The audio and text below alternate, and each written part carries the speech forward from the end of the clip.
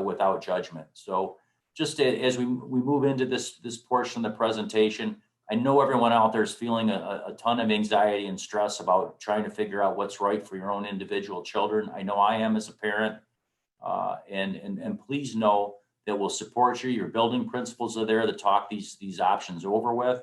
If you're not comfortable making a decision sooner than later, we'll accommodate that. But please understand that we know this is a difficult decision for each and every family, and we're there to support you. I am Laura Walsh, the principal of Musson Elementary, and I'm honored to help share with you the presentation of our RCS virtual campus, along with Katie Allen, principal of Hamlin Elementary. I also want to recognize Mr. Dan Mooney, principal of Van Hoosen, who has been helping and supporting, contributing to this work, along with Mrs. Karen Crabtree and Mr. Doug Hill, our REA president. This process to create a new school, truly, has taken a village of individuals. It is ongoing and continues to evolve. As one of the co-chairs of this task force subcommittee, I'm able to share that there has been tremendous time, dedication, intention, and love devoted to its creation. When we began, we had many questions, and we also had the beginnings of a vision. And with that vision, we embarked upon this journey to build, as this vision statement says here, a full-time online K-12 educational platform. So in preparation for this 2021 school year, our subcommittee came together in April of 2020. Our subcommittee started work in the beginning of April 2020.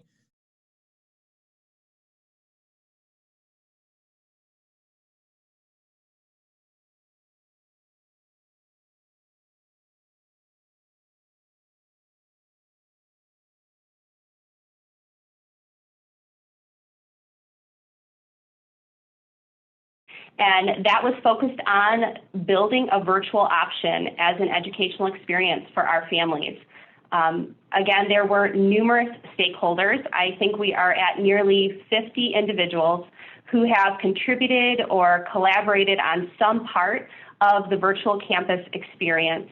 We considered about 8 to 10 instructional options, and what we really came down to is that we felt strongly the RCS experience and the RCS curriculum and building that experience ourselves in district was the best fit. So we have had numerous staff who have been working and will continue to be working throughout the summer on aligning curriculum and preparing those lessons in an online format, in the virtual format. The biggest aspect to consider is that parents would need to select to enroll their child in this option. And in order for us to best serve students as we work to construct and appropriately staff our buildings in the virtual campus, the timeline for family decision is August 1st. So this will enable our Rochester team to predict staffing and coordinate more than 15,000 student and teacher schedules. That's a lot of work. And that work usually takes about 3 months of time to construct. And now we're asking our staff to do it in about 20 days or less. And I want to just say that there's a bullet here that says that teachers are teaching the content, but I think one of the most important things is that we have over 100 RCS teachers out there right now building the courses into the Moodle program to make it exactly what we do in our day-to-day classes. And that's what makes it a program that's going to allow students who opt to be in a virtual setting for some time to come back to the real setting when they feel safe to do so. Understanding that some students have more severe or more intense needs than other students, the virtual campus might not be the best learning environment for that particular student. You know, providing choice, I'm really proud of the team that came together and developed all of these alternative plans. You realize, of course, that providing this choice, you came into a complex situation and actually chose to make it more complex. I feel like some questions that I'd like to ask, because I'm really concerned, kind of. I know this is a really new situation, and a lot of people, I know you guys have been working so hard, and I can clearly see that. but I feel like not every student has the same learning opportunities. Like, for example, this year I probably won't get to take this honors course that I signed up for, but other people will be able to. And it's not even that other people, it's not that I'm like that kind of person who thinks that other people, you know, that kind of thing. It's just that I have friends too. Like, I know a lot of people who like to have those opportunities, but we can't because we're going to be in the virtual campus. And I just wondered what you're planning, because like if I choose to take in person like the semester after one that's coming, then maybe I'll be able to take that class, but how will that make sense? Because I probably won't be prepared because I didn't take it the first semester, stuff like that. I was just wondering like what you plan to do about that kind of thing. Leonara, did you say you are an Adams student? Yeah. I would, we can we'll reach out to you and get you Mr. Kuzmano's contact information. I think that. Well, I already emailed him about this. We'll make sure that he gets in touch with you. I think those are good questions that he can help you with. They're not offering honors LA 10 at Adams, as far as I know, for the virtual campus. Kristen, I could jump in for just a second. Thank you. I'm getting this question quite a bit. We had to make really tough choices with the virtual campus. We're building our own courses and there's only so much time and so much money. So what we chose to do was build the courses that the most students take. So we really had to start with that core. Eventually we will add honors courses and AP courses. But you know, it's a lot of money to build a course and then a lot of money to have a teacher teach a course. And we didn't know, we might've had 7 kids want to take it after we had invested all of that money. So when we find out that a lot of students are interested in a course, we'll try, we'll do what we can, but we know that we can offer the AP courses through other sources, through Michigan Virtual generally. So it's not like they won't be offered. They won't necessarily have a Rochester teacher, but they'll have that opportunity to do that. And just to real quickly to Leonara's point, we will make sure that if a person doesn't get into an honors course this year because of their situation, they certainly will have that opportunity. Actually, there never has been a barrier. You've always been able to opt into those courses in 10th grade instead of 9th grade. So we will make that happen. And we're still looking at it to see if there's a way that we could possibly build more courses if I know that there's enough interest to make it financially feasible. This is enormously, enormously complex. There are a lot of answers we just don't have yet.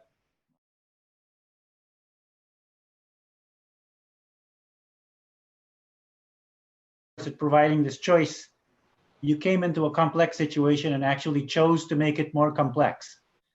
As a parent, when you consider the risk of the virus to your children, it doesn't seem like you have to worry if 99.99% of the time the kids will be all right. But it's that 0.01% of 15,000 that means 1 or 2 of our kids will not be all right. And that's not okay. Come to understand that the pupil accounting regulations, particularly in a virtual environment, will be enforced very strictly. So we want to make sure that we have every I dotted and every T crossed in terms of pupil accounting regulations. It's also important, again, to note, we have a 19-20 budget that the board passed. We do not have a 2021 budget moving forward, and we do not have pupil accounting regulations moving forward. We also do not have any waiver from state testing at that point. Sure. We're having a lot of fun in secondary world. There's, I have to echo some of the things that Concetta had to say, as well as Corey. The new virtual campus has been a real big highlight for us. And I'm so proud of the work that the curriculum consultants did and getting that off the ground, and all of the teachers did. And I don't know of any other district in this area who is able to create a virtual school that is their own curriculum that mirrors the curriculum that we have in our remote / in-person school, like we have. And honestly, I know of a couple of districts who have attempted it and then put it on pause and just couldn't get it all the way finished. And I'm so proud of our teachers, because I know there was a lot of blood, sweat, and tears all summer. We had to tap people to build those courses.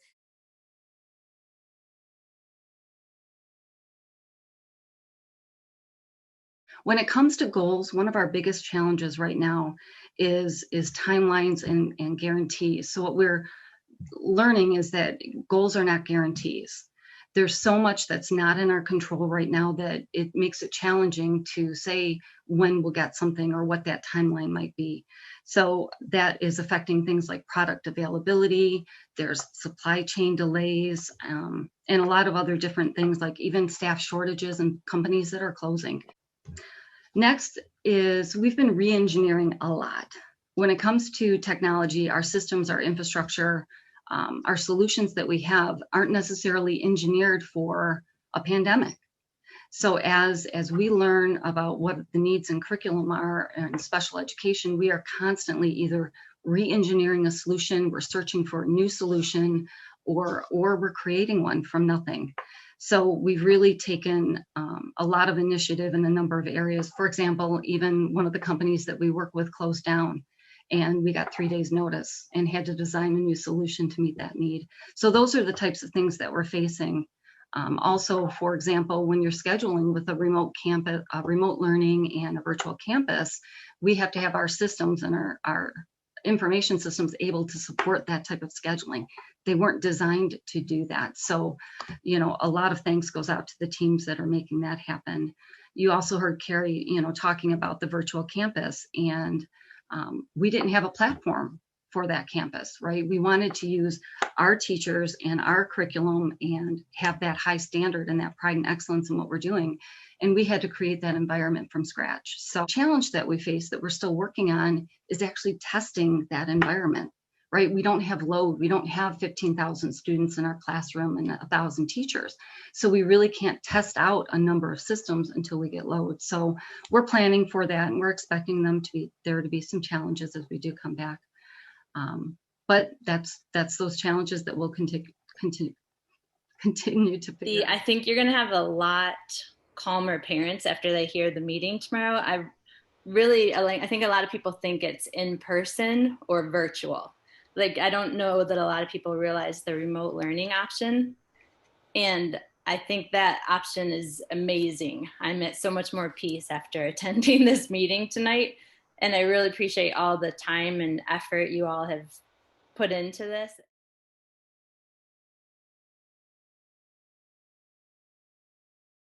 I know that a lot of people have said that so many people in the district have went to in person, but I can tell you that most parents have gone to in person because the virtual academy did not have all the classes that we're going to have Rochester Community Schools teachers.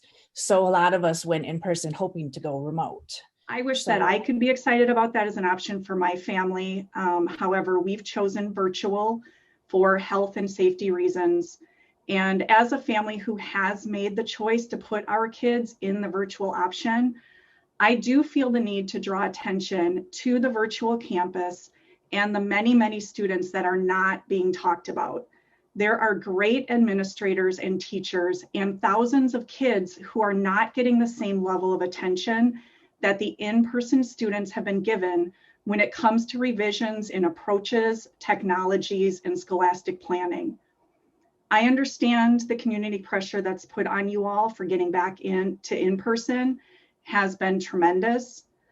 However, at the same time, you still have thousands of students relying on virtual today, and to provide them with a world-class education, and the virtual campus is intended to be a permanent offering.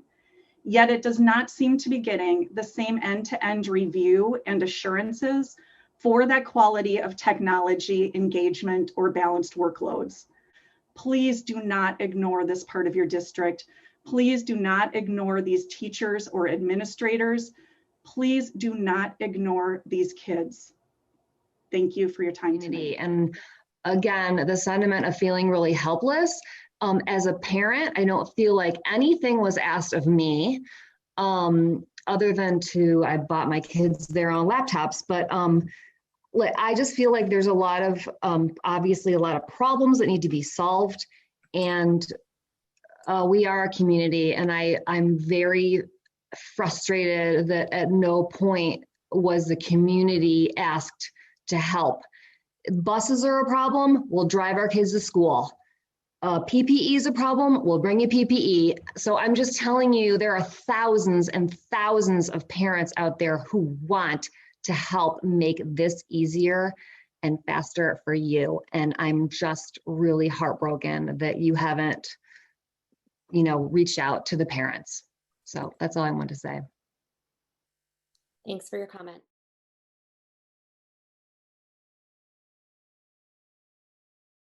Of teaching, just like a virtual campus is. Quite often people complain about a virtual campus in terms of it being too independent or not enough contact time with teachers. But a very prominent smaller school district in this county who's made a lot of money, quite frankly, on choice in a virtual academy. I am solely responsible for the decision to begin the school year remotely. I appreciate the board's confidence in my leadership, but at some point in a crisis as we're dealing with, it requires a leader to take responsibility, and the responsibility as we move forward rests with me.